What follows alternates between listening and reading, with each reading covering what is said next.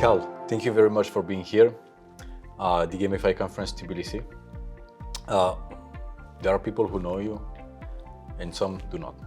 So for the people who do not know you, can you introduce yourself, where you come from, where do you live, and what is it you're doing briefly? Absolutely. So I'm Cal Evans. I'm an international lawyer. I'm the managing associate of Gresham International. I split my time between the United States, the United Kingdom, and the UAE. I have rights to practice in some degree in all of those countries.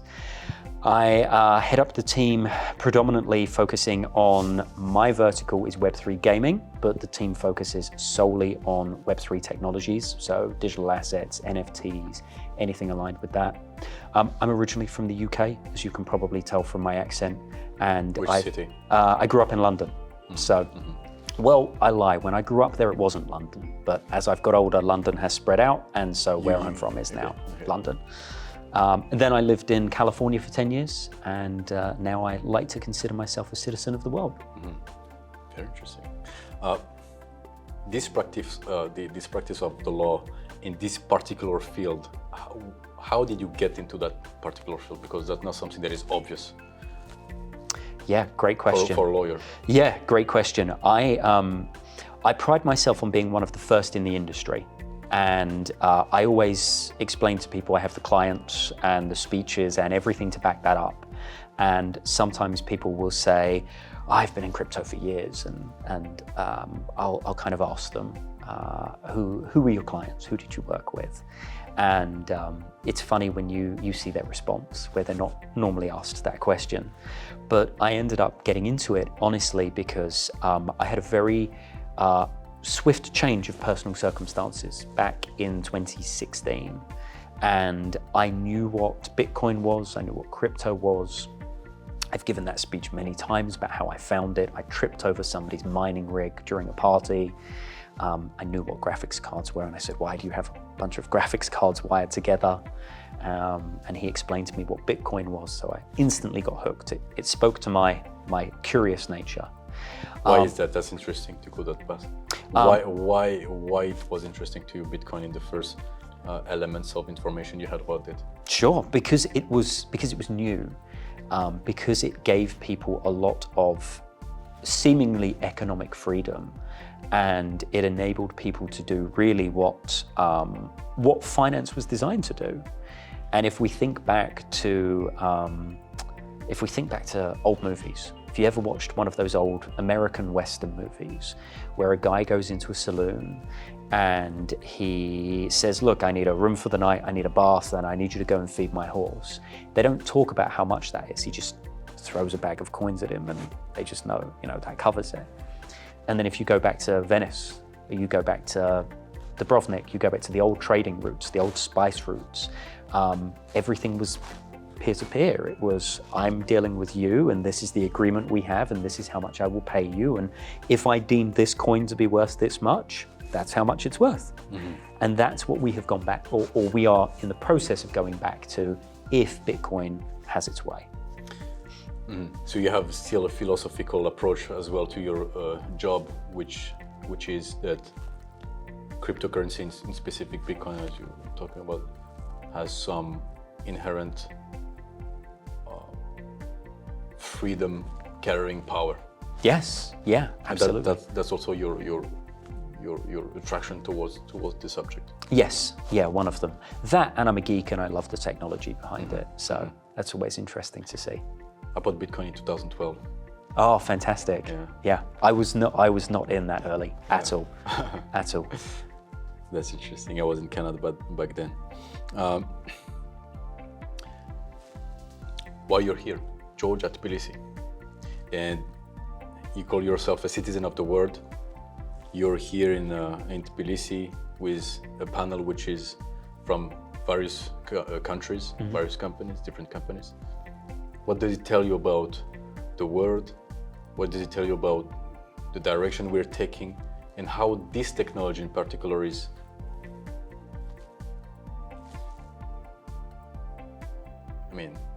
putting barriers down? Sure. So I think that crypto and Web3 tech attracts people that like to be very open-minded.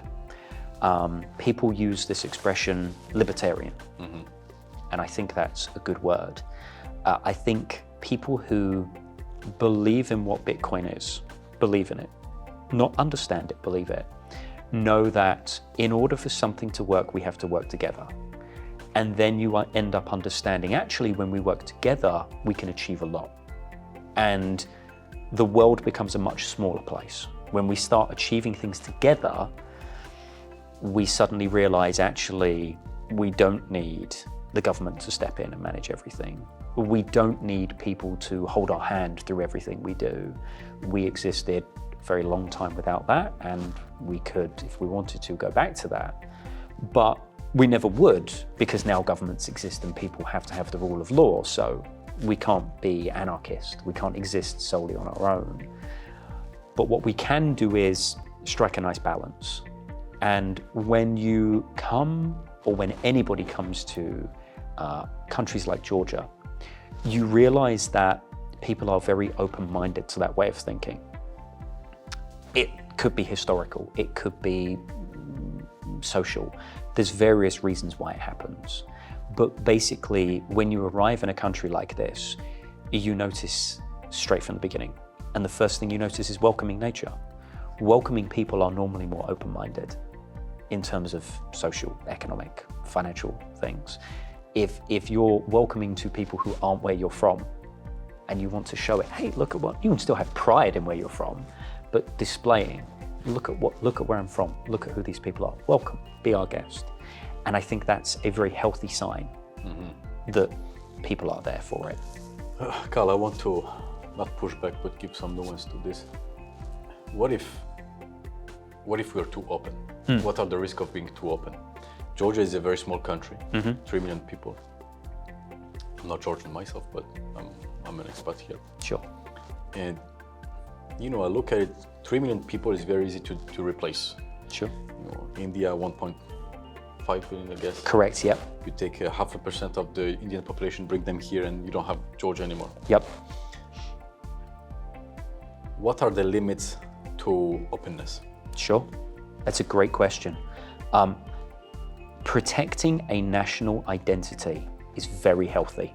It's something that all countries should do, because I inherently believe that everybody should be proud of where they're from, what they have achieved, what they have struggled, what they have fought for. There is no problem with that. But I think that part of the responsibility of managing your history and managing your background is also showing it to people. There is a danger and there is a difference between an open door policy and let's just let everybody in and bring your money and you're going to be fine. That doesn't work. And as somebody from London, I know that doesn't work because I don't believe London has seen improvement in the last decade. Definitely not. I think it's gone downhill. So I strike that balance as a citizen of the world, but also as somebody that respects where I go. When I show up in a country, I try and learn and adapt. Yeah, I think the nuances here is who do we bring in, and does the people you're bringing in respect the culture, the majority culture? Yeah, 100%. And this word in English is assimilation. If you come and you stay, you assimilate. You become one of the people. You should do that, I think, as course of. Last time I was interviewing Ron, he was working with Steve Jobs. He now has a investment fund, and he's from California, from San Francisco, and he was asking him, what do you think about what I perceive myself as the decline of the, let's call it the West? And he said, you're absolutely right. We do not export the right things anymore. Yep. What we export are things that are detrimental to the country that they're receiving it, and the countries that are receiving those ideas, they may not have the weapons to filter what's good and what's right. Yes. It's your first time here in Georgia? It is, yeah. It's my first time here. It's your first time in Georgia. What do you hear about Georgia outside of Georgia, if anything? Because in Dubai, it's quite a destination that is maybe not trendy, but I guess people know about Georgia there. Yeah, it's interesting. 5 years ago, I had a very different view of Georgia. I think like most people in the West do. Villainized, poverty-stricken, terrible, which is a lot of countries are painted with that picture. There's nothing new there. As I explored the world more, and as I became a citizen of the world, as I like to say, you learn lots of things. And I heard lots of very cool things about Georgia. Innovation, the people are friendly, the food is great, you know, things like this. And my curiosity was already sparked long before I came here. I had a client that was doing undertaking crypto mining. Georgia had enticed them by low rates, great hydroelectric power, which was fantastic. So I was hearing lots of good things. And I think that is a very important lesson, I would say, to anybody who is looking to explore the world or thinking of Georgia. Forget anything you've been taught or told. Talk to people that have been there and actually learn from people. Yeah, you know, it's funny. Countries, they often have stereotypes that are very hard to get detached, but those stereotypes are not necessarily have any foundation in reality. So for instance, here in Georgia, you know, there is those stereotypes of wine, the food, which it's good, but countries can do better than this. Sure. And so it's interesting that you have this nuance and this complex understanding of dynamics that are happening here. Yeah. So you're planning to stay until Tuesday, as we talked before the interview? Yes, yep, staying here till Tuesday. What are your plans for those days? I have got lots of meetings. The second day, obviously, at the conference, which will be great. Monday, I will be doing a lot of meetings, and then Tuesday, I leave early in the morning. Yeah. So not so much time. Yes, yeah, not enough time. Great. So next time, try to stay a little bit longer. I will. Yeah. And we'll make a tour for you, and I absolutely will will show you the great quality and wealth of this country, which is not only food and many other things. And yep. Carl, thank you very much. Thank you. you. Very thoughtful interview. Yeah. And see you soon. Thank you for having me. Bye-bye. Yeah.